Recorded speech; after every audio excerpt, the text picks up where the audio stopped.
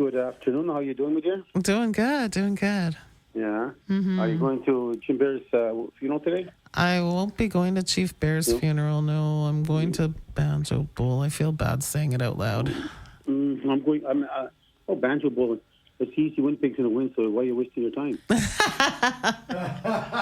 Well, I don't have an answer. I don't have a good enough answer for that. Well, let me first start off by saying hi to Kim Oliver, and I heard a little bit brief. It wasn't in my report here. It says just a name, but it doesn't tell me about the program. So I understand you gave a presentation, Kim, of what your company does. Right, and I've been really supported quite well with Sean Hampton through the Red River business. He's really been really good at supporting and helping, and he's had me reach out to health and wellness. And I first want to take a moment to thank the Métis Federation, MMF. I've been nursing in my career and a Bachelor of Nursing, and had lots of opportunities, and it's been supported by the MMF, and I wouldn't be here if it wasn't for that. They've also supported my children to have careers as well. So I just wanted to do a big thank you for all that you do and all the support that's there, and I'm just wanting an opportunity to give back. So my business is really caring for people in their home and helping people navigate our healthcare system, which is very, very difficult. And the journey is a result of memories of my mom. It's in honor of her. Her name was Shirley Jeffrey, and we are from the Interlake. My hometown is Lake Francis, and our lineage is in St. Laurent.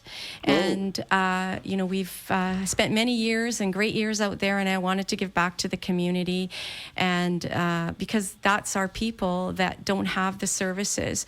So I have connections. I live in St. Andrews, but I have connections in the Interlake of people I've worked with, because at one point I was the director of home-based care and seniors programs in the Interlake, and have a lot of connections with great healthcare workers out there that are wanting to go into people's homes and provide care and that they really deserve in home, and not having to be supported so that they don't have to go into a facility prematurely or because they have no choice.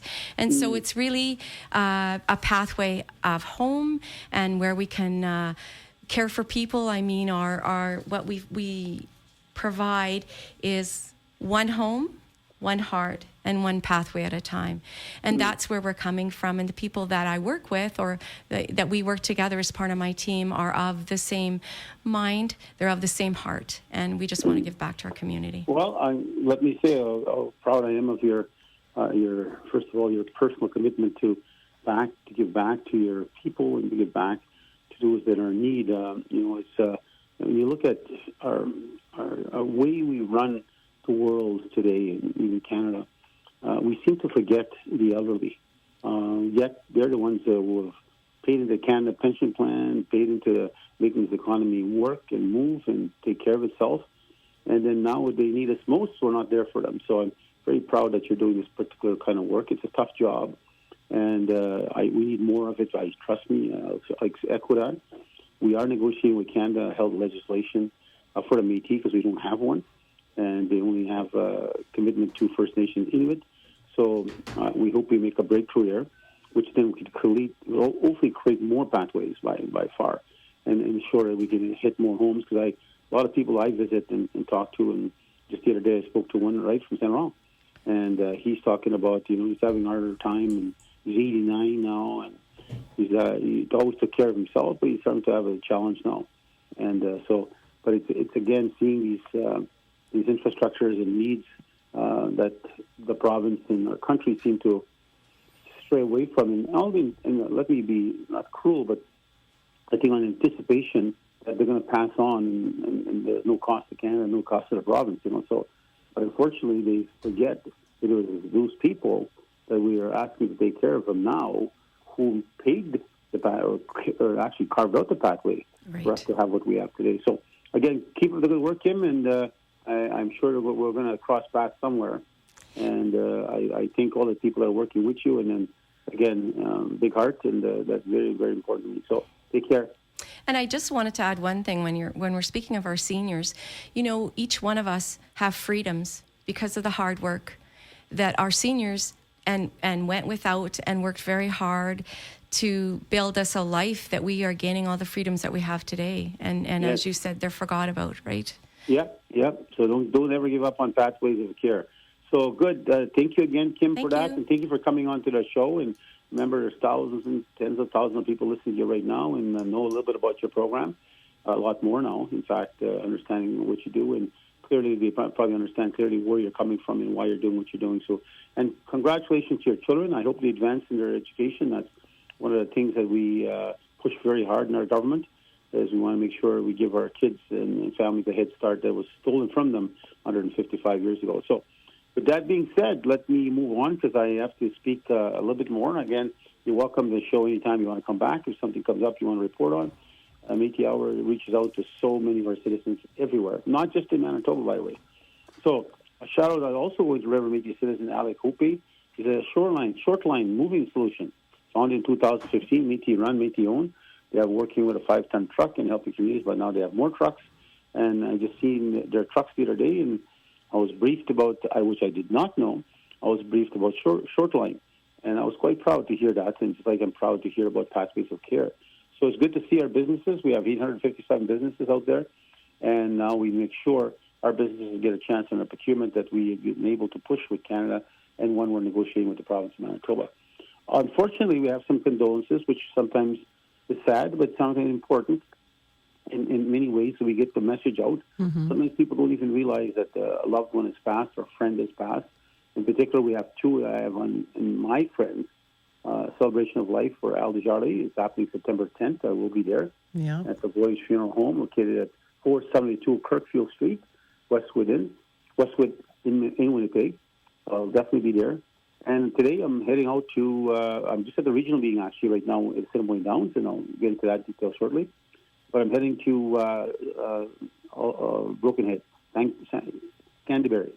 Right. So I'm going to Chief Jim Bear's funeral. It's happening today at 3:30. So you look at Jim always kept in tabs in contact with me, even though he was no longer part of politics and so forth. But he always praised the advancements we were making. He was so proud of it. And being his First Nation, he was a chief, but he was proud of the accomplishments we were making as the Métis people. And in retrospect, if we can advance it, we can make it proud and make it with pride. Then it means it resonates to all Indigenous people. So Jim had a good vision and clear vision towards the future. So these are two great men that have now gone and taken away to their new homes. And Al's probably out there looking for Georgie already by now. I'm pretty sure they found one another already. Yeah. And Jim will probably go look for a couple of the great chiefs and then head out maybe to have a chat with Riel saying that he was keeping tabs of President Chartrand back here and make sure everything was going well. So, again, safe journeys, and I look forward to actually attending both funerals to show my respect as the leader on behalf of the people. I also want to send get well wishes to Jim Jerome, and of course, Jim used to work for us, his wife Jeanette, and son Paul. Paul actually is director of our IT department now. Things has changed. Jim was actively involved in locals and part of the federation for so long, and his son went to IT world, and now he's a director there. So. And very, very good worker. He's always on. I never see that. I don't know if that guy goes home. So he's always there when you need somebody. Paul shows up. So I'm sure he's worried too about his dad. But on behalf of our government and cabinet, get well soon, Jim, and get home. And look forward to seeing you later. But now I got a special one, a birthday, 103 years old. Oh my goodness! The matriarch of the Dudium family, Emma Dudium of Richard, Manitoba. We're celebrating her birthday on Monday, September 8th, 103 years old. Imagine that. Wow. 103. You and I are not going to see that. I'll say that right now. No, I won't. No. But, again, kudos to that family, and I hope they spoil their mama rotten. And, I'll make sure a gift will be coming from my government to her birthday. Also, happy birthday is going to Chartrand. That's Kevin Janai's wife, who's celebrating her birthday Tuesday, September 9th. Happy 29th birthday is going to Tristan Boyer of St. Eustache, who's celebrating his birthday on Tuesday, September 9th. Happy 71st birthday is going to Lucille Ross of St. Eustache, who's celebrating her birthday on Wednesday, September 10th. And another one, happy 88th birthday going to Herb Boyer of St. Eustache, who's celebrating his birthday on Wednesday. I can't wait to see all these people at the assembly. But St. Eustache, that's one local that really works hard, man. They've been building and developing that region for some time in that local, and it always gives me great pride. I always told a story when I first walked in St. Eustache during a debate time, and I walk into their little hall, and I walk down the hallway, and I just see so many veterans' pictures all stacked up, all against the wall, right through as you walk right through the long hall. It just gave me a sense of pride. And so many Métis came from there to go fight in World War I, World War II. So, again, St. Eustache is one of our proud historical Métis communities, and kudos to the local and all the people that live in St. Eustache and the family of St. Eustache. Happy birthday is going out to Lynette Davis. It's Mark O'Clair's wife, who's celebrating her birthday September 12th. Now, here I am at the Winnipeg region in Assiniboine Downs, and it's really a large crowd. I was quite impressed with the crowd and attendance, and it looked like they're part of an annual assembly. I was quite proud to see that, and it's a long time coming. We see more and more people quite actively involved in the ongoing development of the Federation as it grows and expands, and the growth alone, I think it was over 2,000 new citizens that have gotten their citizenship card here in the Winnipeg region. So it's growing rapidly, and in the context of there's got to be at least over 60,000 Métis people who live in Winnipeg. So, and then we gave a report too about the housing. Over 700 and something houses were purchased by Métis families here in Winnipeg, and totaling about $189 million in costs and borrowing. So that definitely gives a little deep to the GDP of our country, and it's recognized by so much out there about the impact that we are making as economic and hardworking Métis people, and in our family as they are getting their jobs and investing and producing a nice head start for their children in the future. So again, it's just a proud time when I go to these regions. I love regional meetings. I love annual assemblies. I get to see the people, talk to them firsthand. I got of course here we got Andrew Kears, the vice president, and David Boone, and Joanne Remillard just got appointed the Minister of Education. I just appointed her. Oh, awesome! So she's Minister of Education now, and she left her portfolio of Minister of Environment and now goes to Marielle Gauthier out of St. Malo. Goes to Marielle. She's the new Minister of Environment. Spokesman Anita Campbell is here also. Denise Thomas, Julie Mayer, Minister of the province, Bernadette Smith, she's here. So it's good to see so many people in attendance and the respect that they receive also from the people. People are quite pleased to see these politicians coming out and knowing that these politicians are working very, very hard behind the scenes to help things happen in the region. So when you look again, even the student base here, we give an update. We spent over $9 million on post-secondary education. That totals about 2,346 students got funded. And out of that, 1,288 students were from Winnipeg. So that's $5 million in investments to those 1,208 students. So kudos to our education department and, of course, our post-secondary investments we have with Canada, and makes a hell of a difference. We also actually, I know people were so tearful about this announcement we made that we were going to give an advance of $5,000 for the 60 scoop survivors. And we called it the Bridge to Justice Fund. 42% of the $2 million we invested, our money, MMF money, spent already. So we got about, the city alone, I think we have 137 60 scoop survivors in this region alone. And so it's a proud opportunity for us to show that there's going to be some justice for sure, no matter what. Of course, we are preparing a lawsuit with Canada, where hopefully we'd find ourselves negotiating better if there's a way to deal with that. And so again, from my perspective, it gives me just a great pride with my cabinet that we were able to find $2 million in our own earnings and funds to give it an advance.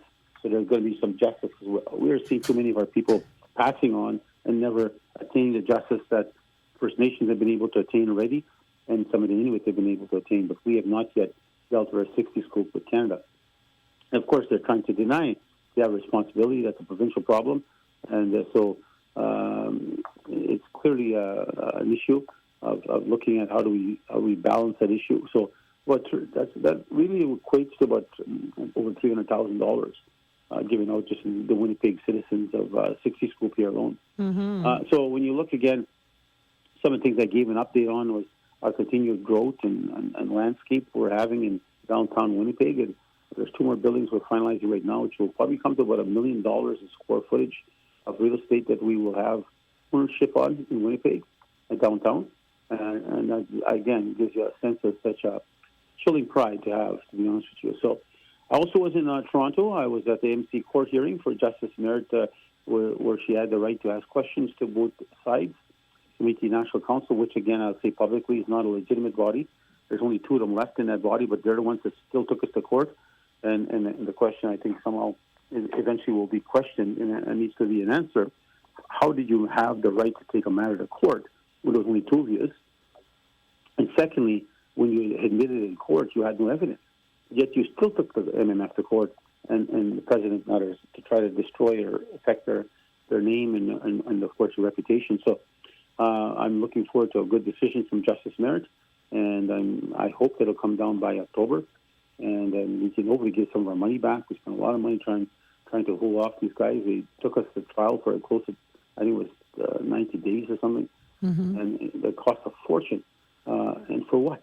And especially when they had no evidence. They admitted in the court themselves that they have no evidence. It's beyond me how the government of Canada allows this to happen when they don't even have a legitimate board to make decisions to spend money. But it's a different day, different time, and every dog has their time. So, anyways, I also had a chance to meet with a new minister, of course, Gregory Robertson. He's a minister of housing. Of course, he was the mayor of Vancouver. And Mr. Robinson and I had a very good chat. We talked about many issues. In particular, there's over $2 billion still being unspent. It was announced a couple of years ago, and they got caught up in the red tape of bureaucracy and how it's going to be distributed and what the rules are and all the procedures. So I was quite proud of the minister. He said basically very clear he's going to have a solution to this problem by the end of September. That doesn't equate to the new money that's being announced by Carney, because their goal is to now build 500,000 houses, 500,000 houses in Canada, and that's going to require, of course, a lot more money. So there's billions being announced as new money, and we'll get the rules of that procedure and how we can get our impact. Of course, we are shovel-ready. We've met all the rules and obligations that come with this. From the perspective of Canada, they want to see shovel-ready opportunities. So, as you know, we've been buying land for some time now and preparing ourselves for this day to come in this year now. So we're ready to build on 2 apartments. We own the land. We're ready, in fact, moving forward already now on the Roxy Lanes purchase of the bowling alley in the parking lot. We're now looking for the permits. We'll bring down Roxy Lanes. We'll take it down. And a new apartment block will be coming up. It's about 60 apartments, 60 doors. And so it'll be 60 elders and families that will be moving in there. And then, of course, we'll have a pharmacy in there and other programs and business ventures that will take place in there. But that's forthcoming, and I'm hoping we can actually tap into that funding that was previously announced a couple of years ago, the several $1 billion for Indigenous people in Canada. So if that'll help a lot. Instead of borrowing, Canada should give us back some of our tax dollars to take care of this need that exists not only for Canadians, it also exists for the Métis people. Also, we talked about Bill C-5, Port of Churchill, and as you know, that's going to be a big issue. We're very proud, and I commend the Premier and others that are working on this agenda along with myself, and many that are pushing the agenda to see if the Port of Churchill clearly will be the next investment by Canada, which again will mean the reinvestment of the Port of Churchill, the redevelopment of it, which will mean billions of dollars being invested into Manitoba, creating thousands of jobs in the long run. Because the national defense is also got to build, and they'll be spending billions of dollars to build protection of our country, protection of our families and our homes in the event there's a war or an attack or invasion. So again, you see the kid happen. People say, no, it would never happen. We see what happened in Ukraine. We see what happened in Palestine.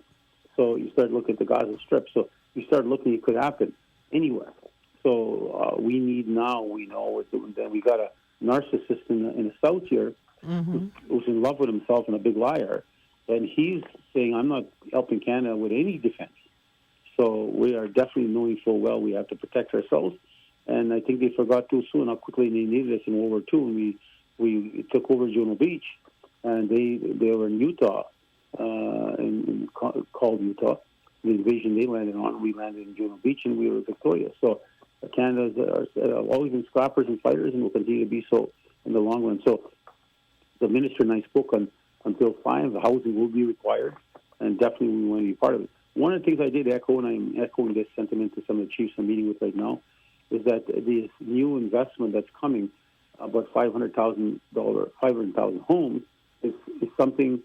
It's good news, but it's concerning news for Indigenous people because they're talking about prefab houses. They're talking about houses being developed in factories where they put them like a puzzle, and they come with your house in pieces, and they just attach it together, put it on the foundation, and drive away. Now, we don't have industries of that nature, so we're going to be sitting out and watching non-Indigenous people, non-very wealthy business people getting the benefit of the opportunity. So we need to figure out how we carve out that relationship, and that's something we need to echo strongly. So I did echo to the minister. There's got to be a different program that looks at our structure and needs and our locations and all the rest of it. That should be paramount to how we decide is the best way. For example, we build steel frame houses, and I'm doing it on a test model. We got 12 of them built already. We're building 2 more in Russell. Oh, nice. I actually just introduced that to Terry Nelson and the Rosa Reserve because they too are investing. I got big pride to them. Rosa Reserve, to chief and council, and to the entire community. They built a 95 apartment in Crescent Wood, I believe it's called. Chancellor? Chancellor, yeah. So, and that's in Winnipeg here. And I want to give Josephine, Terry, and all of them, chief and the council, a big applause on behalf of the Indigenous government to see Rosa River making such an impact. Making such an impact on an investment of that nature. At least it's about $36 million. But they're going to have big real estate off reserve, and it gives you, again, economic development that's occurring by Indigenous investors. So, again, kudos to you guys in Rosa River, and I was very pleased to have a meeting with them yesterday, Friday. I was down there meeting with them, talking about opportunity and partnership. So, there's economic opportunity needs to exist. I think the opportunity is there, and we need to move our agenda forward. Also, in retrospect, where I did meet with Sébastien Lemaire, and that's a French accent trying to pull off here. Lemaire is in digital portfolio for the Bloc Québécois. Right. For some time now, I've been spending some time creating a relationship with the Bloc Québécois because, as you know, in a minority government state, the Bloc has a very influential position where their vote matters. And they sometimes need their vote, so you got to convince them of things that are a priority to them. So I'm very pleased to see that Sébastien and the Bloc Québécois are very supportive of our treaty, supportive of our land claims, and that goes back to the days in our support when the Hungriel, the Quebec raised a protest where 50,000 people gathered at that time and protested the murder of Riel. And you look at it by numbers today, that'd be like 500,000 people if you look from 1885 to now, 2025. So you got to give kudos and credit to the Québécois. They stood up and defended the Riel and our people, and that relationship I've been working on to build and continue to build that partnership. So Sébastien was at the MMF and assured us that they will support our initiatives, and I'm very pleased to see that because right now in a minority state, that vote will matter a lot in committees and a vote in Parliament. So kudos to MMF for being wise and creating partnerships, and that's why I think it's essential. Partnerships are very important, and I believe in them so much. And you see, I've been signing a lot of partnerships with many. I just signed one with Sovereign Chiefs Organization with of course, the Grand Chief Jerry Daniels, and I commend him for his wisdom to look at how do we pool our resources, our intellect together, our economic pathway, our engines. Is there ways we can work together? Is there ways we can save money? Is there ways we can make things better for our people?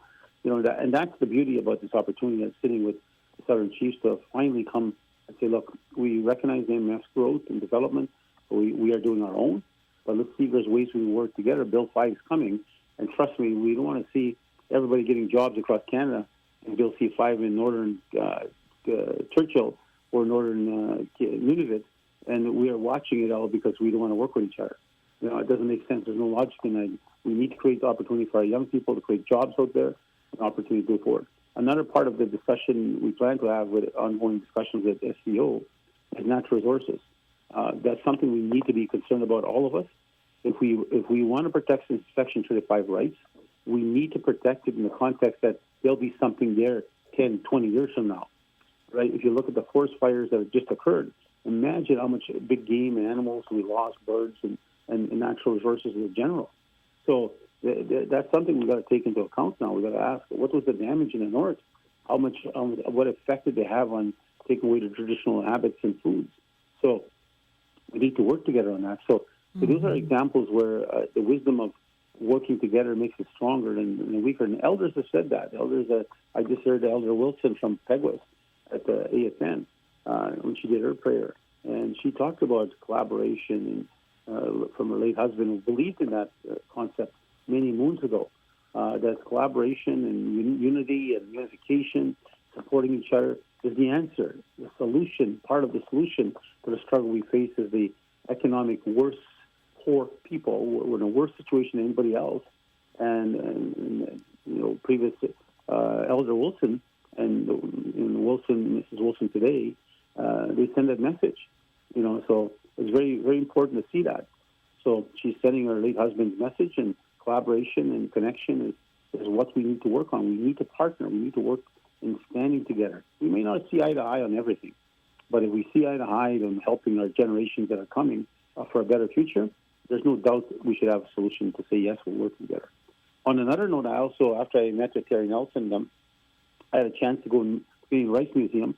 I met with 11 senators, I believe, were there, hosted by Senator Osler from Manitoba and Senator McPherson. There goes my accent again. Anyway, they hosted it along with the CEO of the Canadian Rice Museum, and many senators came from Ottawa, and they flew to Churchill. And Mr. Moses was there, Mr. Apaniak was there. There was so much. The mayor was there. I was there. I made a speech there. And we talked about Churchill, and we talked about getting these senators, when they go back to Ottawa, from wherever they come in Canada, to go and say how beautiful and what a great opportunity it is to see that we have a chance to have a passageway of our economic engine in the center of our own country called Canada. Because otherwise we've got to go from sea to sea. Now we've got a chance to go from sea to sea to sea, another sea. Not the letter C, S-E-A, just in case my accent's confusing people. But anyways, we have a chance, another waterway, another pathway to get our commodities and our business out. So I had a chance to meet all those senators, and they were very pleased with my position and speaking at the Bill C-5 in Senate when I was there. So I was very proud to be part of that. So don't forget also, there's a coming soon, on Saturday, September 27th, Melee Gala boxing event. Actually, we have two boxers. One from works at LRI, Gavin Forbes, is boxing there. And there's another one from N4, our construction company, Braden Yurkwa. Y-U-R-K-I-W. I can't pronounce it. That's Ukrainian, I think, last name. Yurkwa. Yeah, there are 13 fighters there, so I'll be there. I've asked to put the boxing gloves on, and I've asked my competition to be Don or less so I can box with him, so I can give him a good licking. Oh, I got to be there to see that. No, I'm just joking. But I'll be there. And what's important for that is M&M Bills is hosting it. M&M Bills does a lot of construction for us and others. And the money raised is actually going to the Michif Manor in Notre Dame.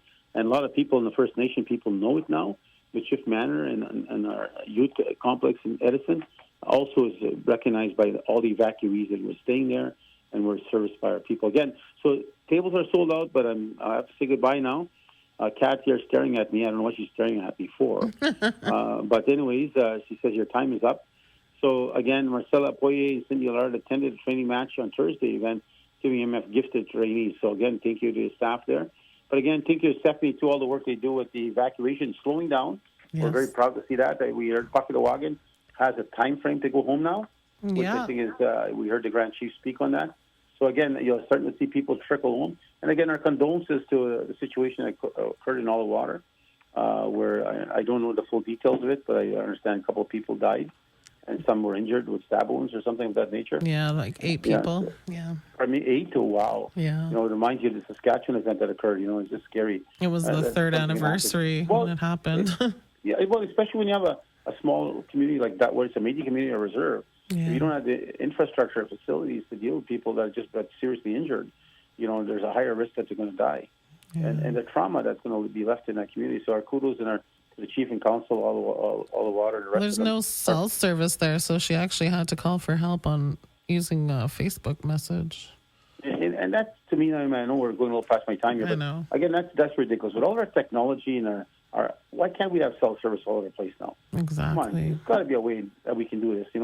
There's no good example. So again, to all the water and all our prayers go to your families and to those that are feeling the impact of what occurred. And Chief and Council, I know they're probably going to be struggling, trying to find solutions, and our support goes out to them. So For sure. again, thank you, Naomi. Keep up the good work, and good luck on cheering for a great cup. I mean, what do you call that damn thing?